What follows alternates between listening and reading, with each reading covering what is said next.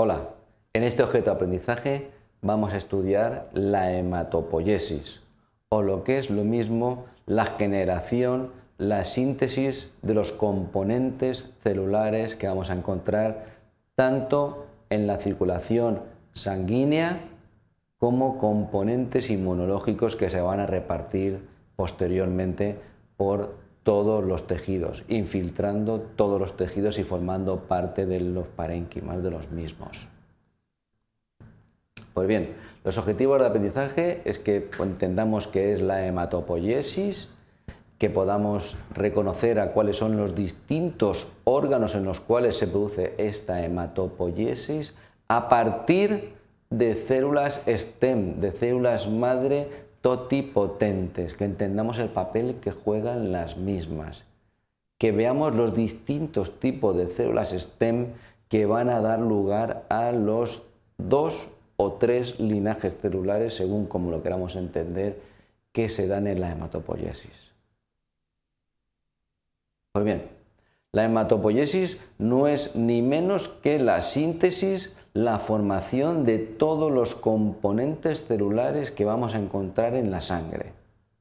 Si en la hematopoiesis nos estamos refiriendo a la leucopoiesis, que son los componentes celulares de tipo leucocitarios que forman parte de la respuesta inmunológica, tendremos que no solamente considerar a la sangre, sino también a todos los leucocitos, todas las células inmunológicas que se extravasan de la sangre y forman parte del parénquima de los tejidos, como células infiltrantes, por ejemplo, los macrófagos tisulares, las células, los mastocitos, etc. Pues bien, estos componentes derivan todos de células pluripotentes, de células stem, de células madre, y que residen en la médula ósea. Aunque luego veremos que durante el desarrollo de un individuo hay otros órganos que forman el papel de generadores de las células sanguíneas. Hay que tener presente que estas células madre tienen que, por un lado, dividirse de forma asimétrica generando nuevas células stem y por otro lado tienen que generar células que ya se van diferenciando en los distintos linajes de las células hematopoyéticas. Para ello es necesaria la presencia de factores de crecimiento, moléculas solubles que son secretados en el estroma de estos órganos linfoides generadores hematopoyéticos y que permiten estas capacidades en las células stem. En los órganos linfoides hematopoyéticos la producción de células es brutal. De hecho, al día se producen aproximadamente 1 millón de millones de nuevas células. Por lo tanto, os podéis imaginar el gasto metabólico en calorías y a partir de la generación de precursores orgánicos que son necesarios para esta síntesis de un número tan ingente de células. Bien, durante el desarrollo embrionario, el órgano principal de la hematopoiesis es el hígado, aunque también se puede ver hematopoiesis también en el bazo, más allá de la generación a partir del saco vitelino en los primeros momentos de la vida. Pero a medida que el individuo se va desarrollando en el feto, ya el órgano que toma justamente el papel predominante en la hematopoiesis ya es la médula ósea. ¿La médula ósea de qué huesos? Pues principalmente de huesos planos, como pueden ser la pelvis o las vértebras, el esternón o incluso también las costillas. Pues bien, los órganos también largos como el fémur también tienen una parte importante justamente de hematopoiesis, aunque menor evidentemente que los otros huesos planos que he comentado anteriormente. Bien, la leucopoiesis es dentro de la hematopoiesis la síntesis de los leucocitos o lo que es lo mismo las células inmunológicas de la sangre y de los tejidos. Hay dos linajes. Por un lado tenemos el linaje linfoide y que da lugar justamente a los linfocitos y a las células natural killer. Y por otro lado tenemos el linaje mieloide y que dará lugar, por un lado, a ese tercer linaje que yo os decía, que es el linaje eritroide y el de los megacariocitos, que al fin y al cabo no son células inmunológicas, pero sí que son células importantes de la sangre encargadas del transporte de oxígeno o de la hemostasia, como ya sabéis, de la coagulación, y también a los otros componentes leucocitarios. Por un lado tenemos los granulocitos, o sea, células que tienen granos, entre los cuales los más importantes son justamente los neutrófilos, los eosinófilos y los basófilos, y también da lugar a los monocitos y los macrófagos. Fijaos en la importancia que tienen las distintas citocinas para que este linaje linfoide o mieloide a partir de células STEM vaya hacia un sitio u otro. Por ejemplo, la interleucina 5 es imprescindible para que se genere el linaje mieloide y dentro del mieloide la síntesis de eosinófilos. De hecho, los individuos alérgicos tienen eosinofilia, un aumento de los eosinófilos y también se puede observar un aumento significativo de la interleucina 5.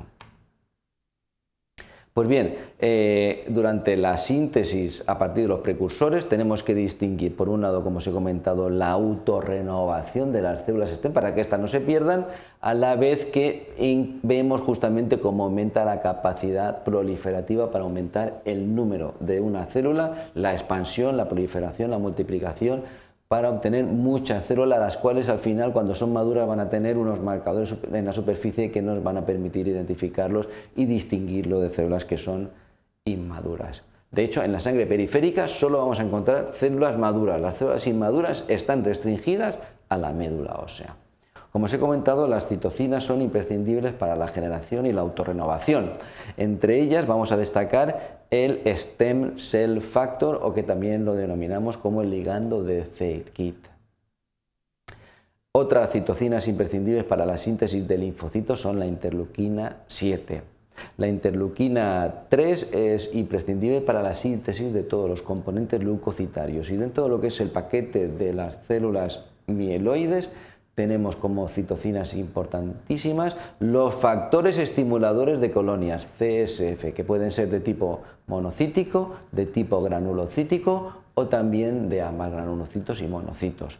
Hay que tener presente que estas citocinas están producidas en buena parte por componentes inmunológicos, pero principalmente por las células estromales, los fibroblastos, las células mesenquimales, que forman parte justamente del armazón, del scaffold de la médula ósea.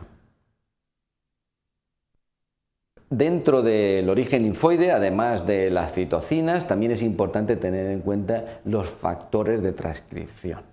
Los factores de transcripción que se van a inducir, entre otras cosas, gracias a la interacción de las citocinas solubles con los receptores de citocinas en el envoltorio, en la membrana plasmática de estos distintos linfocitos en sus distintos grados de diferenciación, y la activación de factores de transcripción son los que van a permitir, por un lado, generar linfocitos de tipo B o linfocitos de tipo T o N o natural killer.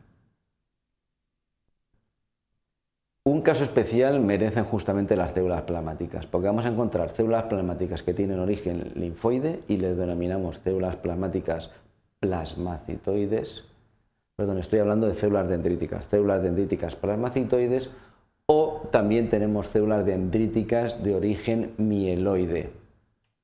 Luego, las células dendríticas con dos orígenes, origen linfoide y por lo tanto plasmacitoides, es el nombre que reciben, o células dendríticas de origen mieloide y que su nombre es células dendríticas sin más.